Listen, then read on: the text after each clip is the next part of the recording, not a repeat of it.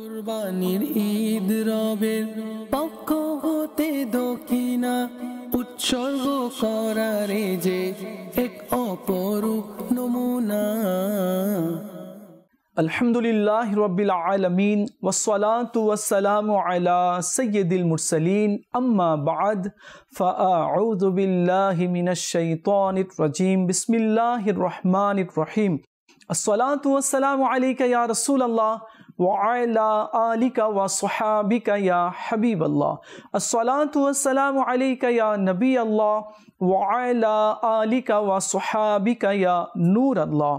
প্রিয় মদিনী চ্যানেলের দর্শকবৃন্দ, আপনারা দেখছেন অনুষ্ঠান ঘটনার অন্তরালে ঘটনা, অর্থাৎ ঘটনার পিছে কোনো না কোনো ঘটনা হয়ে থাকে। আজকে এই বিষয়ে আমরা জানার চেষ্টা করব। অনেক সময় দেখা যায় আমাদের জীবনে অনেক ঘটনা ঘটে যায় বা আমরা অনেক ঘটনাগুলো শুনে থাকি, কিন্তু ওই ঘটনার পিছে কোনো না কোনো ঘটনা রয়ে থাকে। চলুন আগে আমরা দরুদ শরীফের একটি ফজিলত জেনে নিই। রাসূল আরবি সাল্লাল্লাহু তাআলা আলাইহি ওয়া আলিহি ওয়াসাল্লাম ইরশাদ করেছেন, তোমরা যেখানেই থাকো আমার উপরে দরুদ পড়ো, কেননা তোমাদের দরুদ আমার নিকট পৌঁছে থাকে। সাল্লু আলাল হাবিব সাল্লাল্লাহু তাআলা আলা মুহাম্মদ সাল্লাল্লাহু আলাইহি ওয়াসাল্লাম। প্রিয় ইসলামী ভাইরা, আজকে আমরা যে ঘটনা শুনবো, এই ঘটনার মধ্যে অনেক শিক্ষণীয় বিষয়গুলো রয়েছে এবং ঘটনার পিছনেও ঘটনা রয়েছে। মানুষের জীবনে অনেক এমন ঘটনা ঘটে যায় যার পিছনে কোনো না কোনো আবার ঘটনা রয়ে থাকে, এবং আমরা অনেক ঘটনাগুলো শুনি, শুধু ঘটনাই শুনি, কিন্তু তার ভিতরে কি ঘটনা রয়েছে এ বিষয়ে একটা ঘটনা নিয়ে আলোচনা করব। আমাদের সাথে কামরুজ্জামান মাদানী সাহেব রয়েছেন, ইনি ইনশাআল্লাহ আজ্জাওয়াজাল ওই ঘটনা নিয়ে কথা বলবেন, কি এই ঘটনার পিছনে কি ঘটনা রয়েছে, এবং আমাদের সাথে ইমরান ভাইও রয়েছেন, ইনিও ইনশাআল্লাহ আজ্জাওয়াজাল ওই ঘটনা নিয়ে কিছু মাদানী ফুল দেওয়ার চেষ্টা করবেন। হযরত সাইয়্যিদুনা ঈসা আলাইহিস সালাম কোথাও যাচ্ছিলেন, এক ব্যক্তি আসলো আর বলল, হে ঈসা আলাইহিস সালাম, আমিও আপনার সোহবতে থাকবো, আমিও আপনার সান্নিধ্য লাভ করার চেষ্টা করব, দয়া করে আপনি আমাকে নিজের সাথে রাখুন। ঈসা আলাইহিস সালাম বলেন, ঠিক আছে, চলো আমার সাথে। উভয় যেতে লাগলেন। কিছু দূর যেতেই না যেতে ঈসা আলাইহিস সালাম খাবার জন্য বসলেন আর 3টি রুটি বের করলেন। একটি রুটি ঈসা আলাইহিস সালাম খেয়ে নিলেন আর একটি রুটি ওই ব্যক্তি খেয়ে নিল। অবশিষ্ট একটি রুটি রয়ে গেল। ঈসা আলাইহিস সালাম পানি পান করার জন্য দরিয়ার দিকে অগ্রসর হলেন। পানি পান করে যখন ফিরে আসলেন তো দেখলেন রুটি অবশিষ্ট নেই। তিনি জিজ্ঞেস করলেন, অবশিষ্ট রুটি কে নিয়েছে? যে ব্যক্তি সঙ্গে ছিল সে বলল, আমি জানি না রুটি কে নিয়েছে। ঈসা আলাইহিস সালাম বললেন, ঠিক আছে, চলো তাহলে আমার সাথে। কিছু দূর যখন এগিয়ে গেলেন তো দেখলেন একটি হরিণ রয়েছে আর তার 2টি বাচ্চা রয়েছে। ঈসা আলাইহিস সালাম একটি হরিণের বাচ্চাকে ডাক দিলেন, তাকে ধরলেন, তাকে জবাহ করে রান্না করে খেয়ে নিলেন। এরপরে সে ব্যক্তিকেও দিলেন কি তুমিও খাও, সে খেয়ে নিল। এরপরে ঈসা আলাইহিস সালাম সেই হরিণের হাড়গুলোর উপরে হাত রাখলেন আর এভাবে বললেন, আল্লাহর হুকুমে জীবিত হয়ে যাও। সঙ্গে সঙ্গে আবার সেই হরিণের মধ্যে গোস্ত চামড়া চলে আসলো আর সে জীবিত হয়ে নিজের মায়ের দিকে অগ্রসর হয়ে গেল। ঈসা আলাইহিস সালাম সেই ব্যক্তিকে বললেন, আমি সেই আল্লাহর কসম দিয়ে বলছি তোমাকে যে আল্লাহ আমাকে এই মুজিজা দেখানোর ক্ষমতা দান করেছে, তুমি সত্য বলো, রুটি কে নিয়েছে? সে বলল, আমি জানি না। ঈসা আলাইহিস সালাম বললেন, ঠিক আছে, চলো। কিছু দূর যখন এগিয়ে গেলেন তো সামনে দরিয়া ছিল। ঈসা আলাইহিস সালাম বললেন, আমার হাত ধরো। সে হাত ধরলো আর ঈসা আলাইহিস সালাম দরিয়া তাকে পার করিয়ে দিলেন। এরপরে ঈসা আলাইহিস সালাম বললেন, আমি সেই রবের তোমাকে কসম দিয়ে বলছি, তুমি সত্যি বলো, সেই রুটিটি কে নিয়েছে? সে বলল, আমি জানি না রুটি কে নিয়েছে। ঈসা আলাইহিস সালাম আবার কিছু দূর এগিয়ে গেলেন তো মরুভূমির টিলাগুলো দেখলেন। সেখান থেকে কিছু বালু মাটি একত্রিত করে ঈসা আলাইহিস সালাম বললেন, স্বর্ণ হয়ে যাও। সঙ্গে সঙ্গে সেই মাটি স্বর্ণ হয়ে গেল। ঈসা আলাইহিস সালাম সেই স্বর্ণকে 3 ভাগে ভাগ করলেন, বললেন, 1 ভাগ আমার, 1 ভাগ তোমার, আর এই 1 ভাগ স্বর্ণ তার যে রুটি নিয়েছে।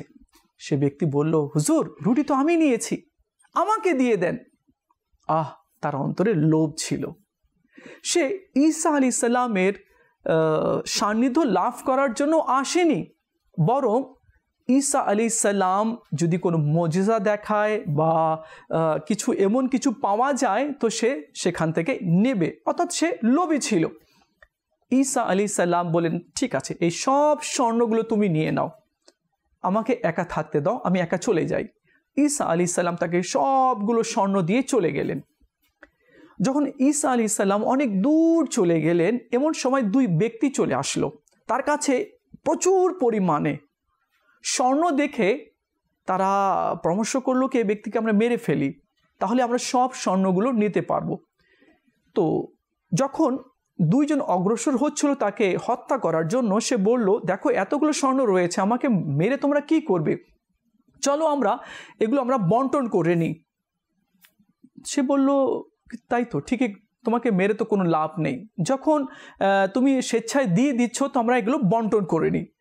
তো যখনই বন্টন করবে তো এক ব্যক্তি বলে উঠলো কি কিছু স্বর্ণ নিয়ে যাও বাজারে, আর সেটা বিক্রি করে কিছু খাবার নিয়ে আসো, আগে আমরা খেয়ে নিই পেট ভরে, তারপরে স্বর্ণগুলো আমরা ভাগ করে নেব। যে ব্যক্তিকে স্বর্ণ দেওয়া হয়েছিল খাদ্য ক্রয় করার জন্য, সে খাদ্য তো নিয়ে নিল, পরে তার মধ্যেও লোভ কাজ করলো। শয়তান তাকে পরামর্শ দিল, আরে এতগুলো স্বর্ণ তোমার কাছ থেকে তারা নিয়ে যাবে, আরে খাবারের মধ্যে বিষ মিশিয়ে দাও, কেউ জানতেও পারবে না, সব স্বর্ণগুলো তুমি নিয়ে নেবে। এখন বড় একটা তার অন্তরের মধ্যে লোভ কাজ করলো। সে কি করলো, খাদ্যের মধ্যে বিষ মিশিয়ে দিল। এদিকে দুইজন যে পাহারা দিচ্ছিল স্বর্ণের কাছে, তারা একের অপরের সাথে পরামর্শ করলো, আরে এতগুলো স্বর্ণ তাকে দিতে হবে, এক কাজ করে তাকে মেরেই ফেলি। যখন তাকে মেরে ফেলবো তো আমাদের কাছে আরো প্রচুর পরিমাণে স্বর্ণ হয়ে যাবে, আর আমরা দুইজন অর্ধেক অর্ধেক ডিভাইড করে নিব। এরা এদিকে প্ল্যানিং করে নিল কে আসলেই তাকে মেরে ফেলবো, আর সে সেদিকে প্ল্যানিং করলো কে খাবারের মধ্যে বিষ মিশিয়ে দিয়েছি, তারা উভয় খেয়ে মারা যাবে, আর সব স্বর্ণগুলো আমি নিয়ে চলে যাব, আমি অনেক ধনী ব্যক্তি হয়ে যাব। যখন সে খাদ্য নিয়ে আসলো, এদিকে দুইজন তো আগে থেকেই রেডি ছিল, তারা উভয় তার উপরে আক্রমণ করলো আর তাকে মেরে ফেললো। এরপর তারা বললো, চলো আমরা খাবার খেয়ে নিই, তারপর স্বর্ণগুলো আমরা বন্টন করে নিব। তারা যখনই খেতে বসলো আর খাওয়া শুরু করলো, তাদের পেটে যখন খাদ্যগুলো প্রবেশ করলো গেল তো বিষ কাজ করলো, আর দেখতে দেখতে উভয়ও মারা গেল। 3টি লাশ পড়ে রইল, আর তাদের সামনে অসংখ্য স্বর্ণ পড়ে রয়েছে। ঈসা আলাইহিস সালাম নিজের হাওয়ারিদেরকে নিয়ে, নিজের সাথীদেরকে নিয়ে আবার ওই পথ দিয়ে যখন অতিক্রম করছিলেন, তো কিছু লোকেরা বলল, হুজুর দেখুন প্রচুর পরিমাণে স্বর্ণ পড়ে রয়েছে এবং তার পাশেও 3টি লাশ পড়ে রয়েছে। ঈসা আলাইহিস সালাম বললেন, তাদের দিকে তাকাইও না, লোভ তাদেরকে ধ্বংস করে দিয়েছে, লোভ তাদেরকে বিনষ্ট করে দিয়েছে, লোভের কারণে তাদের এই অবস্থা হয়েছে। কখনো তোমরা লোভের দিকে অগ্রসর হবে না, চলো আমার সাথে চলো। তো ওই লাশ পড়ে রইল, স্বর্ণ পড়ে রইল। ঈসা আলাইহিস সালাম নিজের হাওয়ারিদেরকে নিয়ে, সঙ্গীদেরকে নিয়ে সেখান থেকে অগ্রসর হয়ে গেল। প্রিয় ইসলামী ভাইরা আর মদিনী চ্যানেলের দর্শকবৃন্দ, ঘটনার অন্তরালে ঘটনা, এই যে আমরা ঘটনা শুনলাম, এর পিছনে কি ঘটনা রয়েছে এই বিষয়ে আমরা জানার চেষ্টা করব। কিন্তু তার আগে একটি কথা আমি বলি, আমরা মনে করি আমাকে পড়তে হবে, অনেক সার্টিফিকেট আমাকে নিতে হবে, ঠিক আছে, সে অনেক শিক্ষিত হয়ে গেল, সার্টিফিকেট সে অর্জন করে নিল, কিন্তু তারপরে অনেক লোকেরা এভাবে মনে করে আমার কাছে প্রচুর পরিমাণে ধন সম্পদ থাকা উচিত, ব্যাংকের টাকা থাকবে, আমার প্রপার্টি থাকবে, আমার জমি থাকবে, আমার জায়গা থাকবে, আমার ব্যবসা থাকবে। চলো আল্লাহ তাকে দান করে দিল। তারপরে অনেক ব্যক্তি বলে আমার চেহারা সুন্দর হওয়া উচিত, ফিগার বডি ভালো হওয়া উচিত, ঠিক আছে, সে সুন্দর চেহারাও পেয়ে গেল এবং তার বডিও খুব সুন্দর রয়েছে, স্বাস্থ্যবান রয়েছে, কিন্তু তারপরে অনেক ব্যক্তি বলে আমাকে জ্ঞানী হওয়া উচিত, ঠিক আছে, সে জ্ঞানী হয়ে গেল, তারপরে মৃত্যু রয়েছে। এন্ড তো আছেই, আমরা সব কিছু চাই, সব সময় চাই, আমরা পেয়েও যাই, কিন্তু তারপরে কিন্তু এন্ড রয়েছে, মৃত্যু রয়েছে। জি কামরুজ্জামান ভাই, আমরা শুনলাম ঘটনার অন্তরালে ঘটনার পিছনে ঘটনা। এই যে ঈসা আলাইহিস সালাম তাকে সঙ্গেও নিলেন। আচ্ছা, সে নবীর সোহবত এখতিয়ার করলো, সে নবীকেও দেখলো, আচ্ছা মুজিজাও সে দেখলো। দরিয়া পার হয়ে গেল, হরিণকে জব করে খাওয়া হলো, আবার ঈসা আলাইহিস সালাম হাত বুলিয়ে দিলেন আর বললেন জীবিত হয়ে যা, জীবিত হয়ে গেল। মাটির উপরে হাত বুলিয়ে দিলেন, বললেন স্বর্ণ হয়ে যা, স্বর্ণ হয়ে গেল। এত মুজিজা দেখলো, হ্যাঁ, দেখার পরেও তার উপরে আসর করলো না এবং লোভ তাকে ধ্বংসের দিকে নিয়ে গেল। তো কামরুজ্জামান ভাই এই বিষয়ে মাশাআল্লাহ, অত্যন্ত খুব চমৎকার অনুষ্ঠান। আসলে এখান থেকে অনেক কিছু আমাদের জন্য শিক্ষণীয় রয়েছে। যাই হোক, হযরত সাইয়্যিদুনা ঈসা আলাইহিস সালাতু ওয়াস সালামের ঘটনা যা আপনি ইতিমধ্যে বর্ণনা করেছেন, এখানে যে কয়েকটি দিক আমাদের সামনে ফুটে ওঠে, তার মধ্যে একটি বিষয় আলোচনা করব, তা হচ্ছে লোভ। আপনি বলে দিয়েছেন লোভ। ওই ব্যক্তি ঈসা আলাইহিস সালাতু ওয়াস সালামের সান্নিধ্য অবলম্বন করেছে। জি, একজন আল্লাহ পাকের রসুল এবং নবীকে সে দেখেছে, নবীর সান্নিধ্যে সে অবলম্বন করেছে। তারপর পর্যায়ক্রমে সে নবীর সাথে খাবার সৌভাগ্য অর্জন করেছে। পর্যায়ক্রমে সে নবীর মুজিজা দেখার সৌভাগ্য লাভ করেছে। এতটা সত্ত্বেও সে তার লোভের উপর অটল রইল। তো এখান থেকে বোঝা যাচ্ছে লোভ এমন একটি বিষয়, লোভ মানুষের দিন দুনিয়া সকল কিছু ধ্বংস করে। হাদিসে পাকের মধ্যে এসেছে, যা তিরমিজি শরীফের মধ্যে বর্ণিত আছে, আন কাব ইবনে মালিকিন قال قال رسول الله صلى الله عليه وسلم ما ذئبان جائعان أرسلان في غنم بأفسد لها من حرص المرء على المال والشرف لدينه। নবী পাক সাল্লাল্লাহু তাআলা আলাইহি ওয়াসাল্লাম ইরশাদ করেন, যদি কোনো ক্ষুধার্ত বাঘকে একটি ছাগলের পালে ছেড়ে দেওয়া হয়, যদি ওই দুটি ক্ষুধার্ত বাঘ ওই ছাগলের পালের অবস্থা কি করবে? একেবারে তছনছ করে দিবে, এক একটি ছাগল খেয়ে শেষ করে দিবে। ঠিক তদ্রূপভাবে বলা হচ্ছে, মানুষের মধ্যে ধন সম্পদ এবং খ্যাতি এত ধ্বংস করে তাকে দিনের ক্ষেত্রে এত ধ্বংসে নিয়ে যায়, ওই ছাগলের চেয়ে বেশি ধ্বংস হয়ে যায়। মোট কথা, যেভাবে একটি মানুষ উন্নতি লাভ করে, সে সাকসেস হয়ে যায়, একটি পর্যায়ে পৌঁছে যায়, যখন তার মধ্যে লোভ চলে আসবে। দেখুন, আপনি যে ঘটনা বললেন, সে নবীর সান্নিধ্য অবলম্বন করেছে, তার মানে অবশ্যই সে একজন বিশেষ ব্যক্তি ছিল। বিশেষ ব্যক্তি ছিল বিদায় সে নবীর সান্নিধ্য অবলম্বন করতে পেরেছে। সে ভালো উপনতি ছিল, ভালো পর্যায়ে চলে গিয়েছিল, তার মধ্যে লোভ ঢুকে গিয়েছে। আর লোভের কারণে তার দিন দুনিয়া সকল কিছু ধ্বংস করে দিয়েছে। এই লোভের ব্যাপারে অপর হাদিসে পাকের মধ্যে এসেছে, নবী পাক সাল্লাল্লাহু তাআলা আলাইহি ওয়াসাল্লাম ইরশাদ করেন, লাউ কানা লিইবনি আদম ওয়াদিন লা আহাব্বা আইয়াকুনা ইলাইহি থানিন। বলা হচ্ছে, যদি কোনো বান্দার কাছে, ইবনে আদম মানবের কাছে, যদি অন্য হাদিসে পাকে বিভিন্নভাবে শব্দ এসেছে, যদি স্বর্ণের একটি পাহাড় থাকে বা স্বর্ণের একটি ওয়াদি থাকে, তো সে পছন্দ করবে আহাব্বা ইয়াকুনা ইলাইহি থানিন, সে এখন পছন্দ করবে তার জন্য আরেকটি ওয়াদি হয়ে যায়, আরও একটি স্বর্ণের পাহাড় হয়ে যায়। আরও বলা হচ্ছে, ওয়ালাউ কানা লাহু ওয়াদিয়ানে লা আহাব্বা ইয়াকুনা ইলাইহিমা সালিস, যদি তার কাছে দুটি ওয়াদি থাকে, দুটি স্বর্ণের পাহাড় থাকবে, সে পছন্দ করবে তার কাছে যেন আরো তৃতীয় নাম্বার পাহাড়টি তার কাছে চলে আসে। আল্লাহু আকবার। তো কামরুজ্জামান ভাই বুঝে যাচ্ছে, এই লোভ মানুষকে একেবারে ধ্বংসের দিকে নিয়ে যায়। যদি লোভ কাজ বেশি করে, মানুষের উচিত হবে কি লোভ থেকে বেঁচে যাওয়া, লোভ থেকে বেরিয়ে আসা। এসেছে আল্লাহর নবী রাসূলুল্লাহ আরবি সাল্লাল্লাহু আলাইহি ওয়াসাল্লাম ইরশাদ করেন, ওয়ালা ইয়ামলাউ জাওফা ইবনে আদম ইল্লা তুরাব, আর এই বান্দার ক্ষুধাটাকে একমাত্র মাটি নিভাতে পারে। আল্লাহ আল্লাহ, বাস্তবিকই মানুষের চাহিদা তো দিন দিন বাড়তেই থাকে। আজকে এটা আছে, ল্যাপটপ আছে, কালকে আমাকে আরও একটা বড় ভালো দামি মোবাইল হওয়া উচিত, মোবাইল চলে এসেছে তো একটা গাড়ি হওয়া উচিত। তো মানুষের দিন দিন লোভটা, চাহিদাটা বেড়েই যাচ্ছে। আর সে নিজের চাহিদাকে সে যদি কন্ট্রোল করতে সক্ষম হয়ে যায়, তো তাহলে সে সাকসেসের দিকে সে অগ্রসর সে হবে। আর বাস্তবিক এই মানুষের পেট কেউ ভরতে পারবে না। মানুষের পেট একমাত্র মাটি, অর্থাৎ কবরে যে মাটি আছে, এই মাটি মানুষের পেটকে ভরে দিবে।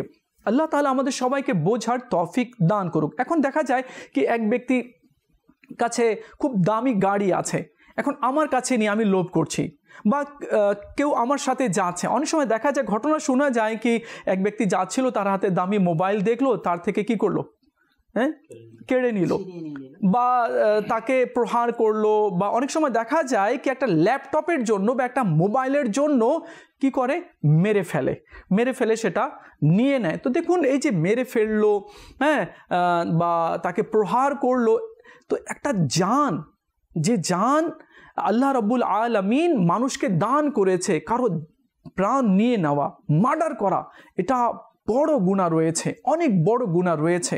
তো এগুলো লোভের কারণেই হয়ে থাকে। হ্যাঁ, যদি আমরা এতটুকু যদি উপলব্ধি করতে সক্ষম হয়ে যাই কি আল্লাহ তাকে দান করেছে, এটা তার ভাগ্যে রয়েছে, আল্লাহ তাকে দান করেছে, আমাকে আল্লাহ যা দান করেছে আলহামদুলিল্লাহ আমি এতে খুশি রয়েছি। তো যে ব্যক্তি যতটুকুর নিয়ামত পেয়েছে, সে যদি তার উপরে সন্তুষ্ট থাকে, তো আল্লাহ তাআলা তার নিয়ামতকে বাড়িয়ে দেবে। কারো কাছে অনেক সম্পদ রয়েছে, সেটাকে দেখে লোভ করা যাবে না, বা সেটাকে আত্মসাৎ করা যাবে না। ইমরান ভাই রয়েছেন। জি ইমরান ভাই।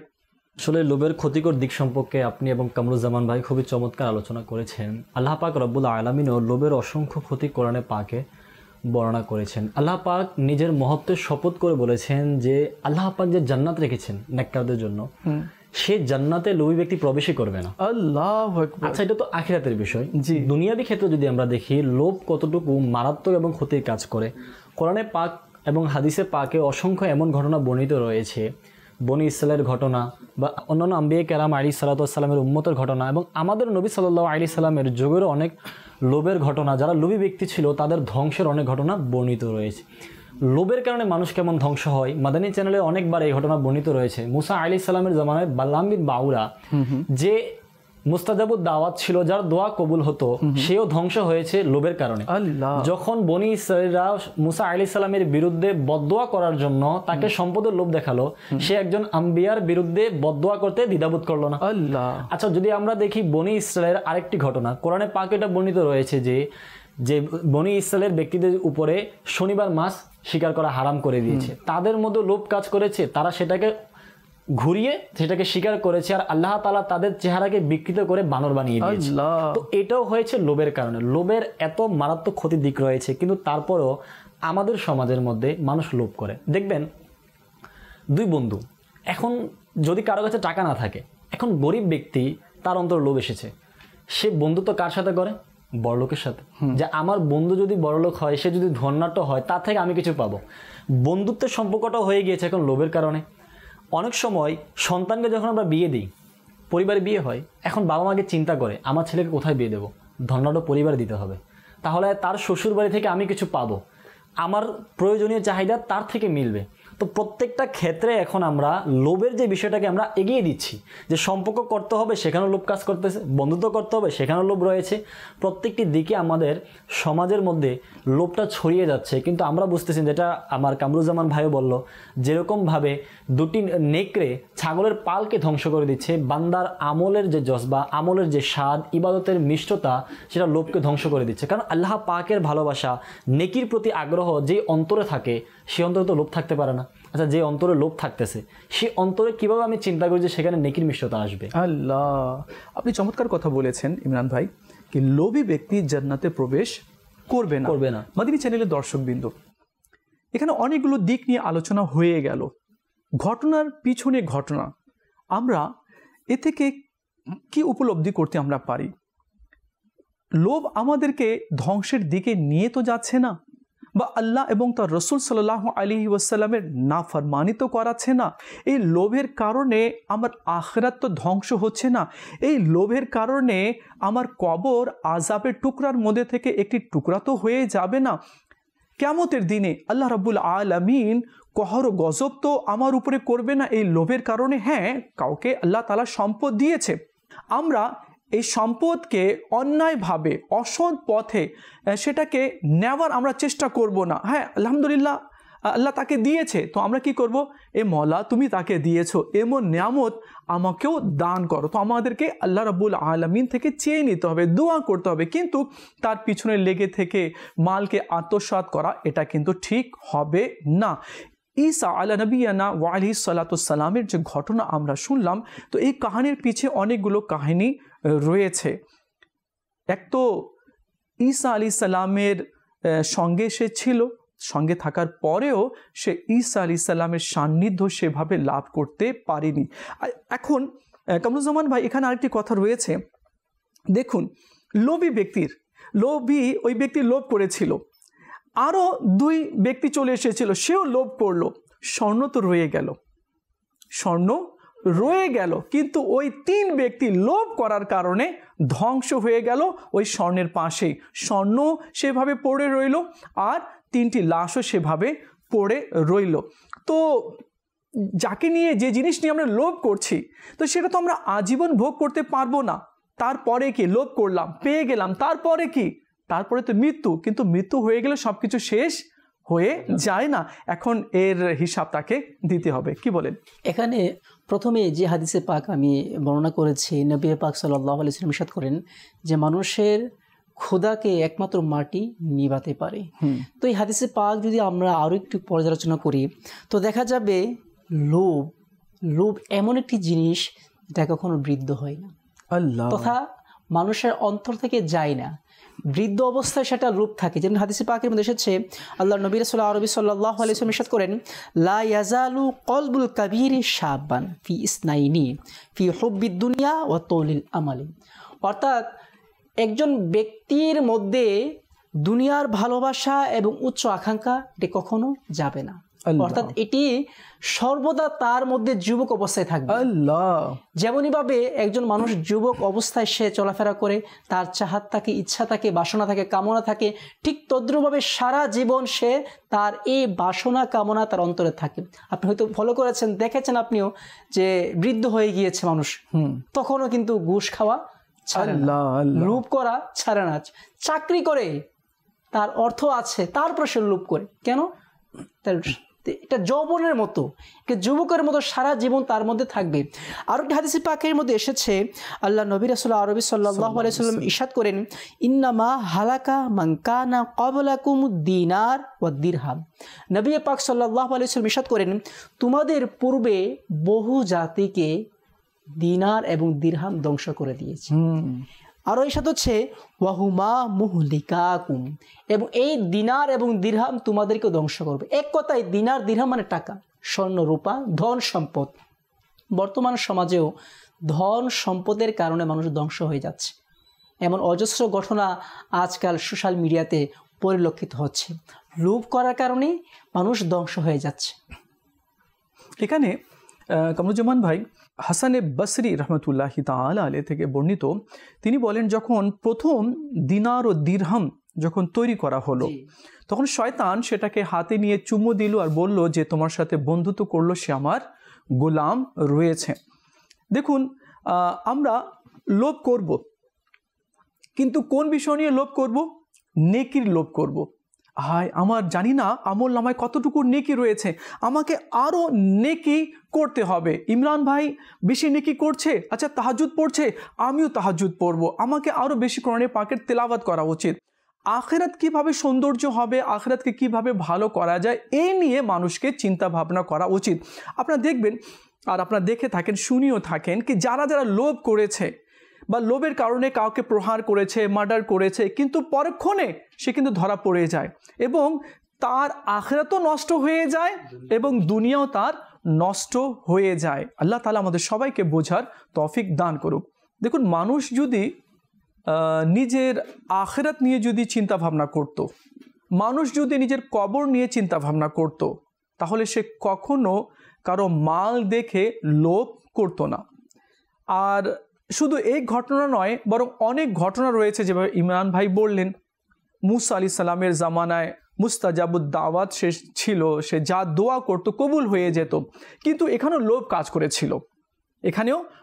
কাজ করেছিল, তার কাছে অনেক ধন সম্পদ এনে দিয়ে দেওয়া হলো। এখন সে ধন সম্পদ দেখে সে মুসা আলাইহিস সালামের বিপক্ষে বদদোয়া করতে লাগলো। অলরেডি সে বদদোয়া করেছিল, কিন্তু তার মুখ থেকে তার নাম বের হয়ে গেল এবং নিজের জাতিরও ধ্বংসের কথা চলে আসলো। আচ্ছা, এখানে কি ঘটনা ঘটলো? এখানে ঘটলো কে বলম বিন বাওরা, সে তো বদদুয়া করছিল, কিন্তু সঙ্গে সঙ্গে আল্লাহ তাআলা কি করলো, তাকে কুকুর বানিয়ে দিল, তাকে কুকুর বানিয়ে দিল। সে লোভ করলো, এক তো তার আমলগুলো সব নষ্ট হয়ে গেল, তাকে যে আল্লাহ তাআলা কামাল দান করেছিল, তাকে যে আল্লাহ তাআলা সম্মান দান করেছিল, সেগুলো চলে গেল এবং সে কুকুরের রূপ নিয়ে নিল। আল্লাহ তাআলা তাকে কুকুর বানিয়ে দিল।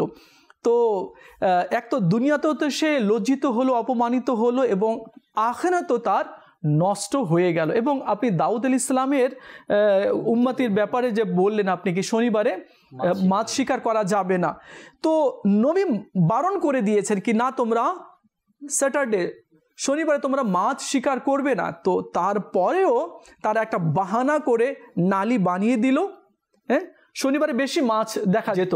তো তারা কি করলো, লোভ মানুষকে অন্ধ করে ফেলে। আল্লাহ, যখন একজন ব্যক্তির মনে লোভ প্রবেশ করবে, তখন সে কোনো কিছু কেয়ার করবে না, এক কথায় সেটা চাইবে। সে তার মনের লোভ ঢুকেছে, এখন সে আমাকে 1 কোটি টাকা চাই। এখন তাকে আপনি যতই ওসিয়ত নসিহত যা কিছু করেন না কেন, তার লোভ অন্তর ঢুকে গিয়েছে, তার 1 কোটি টাকা প্রয়োজন, সে টাকা চাইবে। আপনি যতই বাধা বিপত্তি করুন না কেন, বাস সে মানবে না, তার টাকা প্রয়োজন। তো ঠিক তদ্রুপভাবে লোভ থেকে বাঁচার জন্য আমাদেরকে কী করতে হবে। এখন তো আমরা লোভের পরিণতি, ভয়াবহ পরিণতি শুনলাম। তো লোভ থেকে বাঁচার উত্তম, সবচেয়ে বেস্ট একটি মাধ্যম হচ্ছে নিজের অবস্থানের উপর শুকরিয়া করা, যা আছে তার উপর শুকরিয়া আদায় করা। যদি আমি আমার অবস্থানের উপর শুকরিয়া আদায় করি, তাহলে আল্লাহ পাক আমার নিয়ামতকে আরো বাড়িয়ে দিবেন। সুবহানাল্লাহ। ইয়াবাদ কোরআনের পাকের আয়াত রয়েছে, লা ইন শাকারতুম লা আযীদান্নাকুম ওয়া লা ইন কাফারতুম ইন্না আযাবি লাশাদীদ। যদি তোমরা আমার নিয়ামতের শুকরিয়া আদায় করো, আমি তোমাদেরকে নিয়ামত আরো বাড়িয়ে দিব। তো আল্লাহ পাক আমাদের নিয়ামতকে আরো বাড়িয়ে দিবে যদি আমরা শুকরিয়া আদায় করি। আমাদের হয় কি, আমরা লোভ কখন করি, কেন করি? লোভ করার একটি কারণ হচ্ছে, যেটা আপনি পূর্বে বলেছেন, যে আমরা লোভ করি কখন, যখন আমরা উপর দিকে তাকাই, অর্থাৎ ধন সম্পদের দিকে তাকাই, অথবা আমার আত্মীয় স্বজন তারা কোটিপতি হয়ে গিয়েছে, তাদের ব্যাংক ব্যালেন্স অনেক কিছু আছে, আমরা উপরের দিকে তাকাই।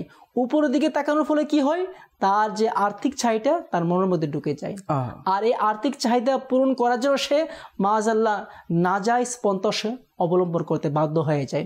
এখন আমি যদি আমার নিচের অবস্থানের দিকে তাকাই, হয়তো আপনি দেখেছেন রাস্তাঘাটে, রেল স্টেশনে কত মানুষ পড়ে থাকে, তো আল্লাহ পাক তো আমাকে আপনাকে তাদের অবস্থান থেকে ভালো রেখেছেন না?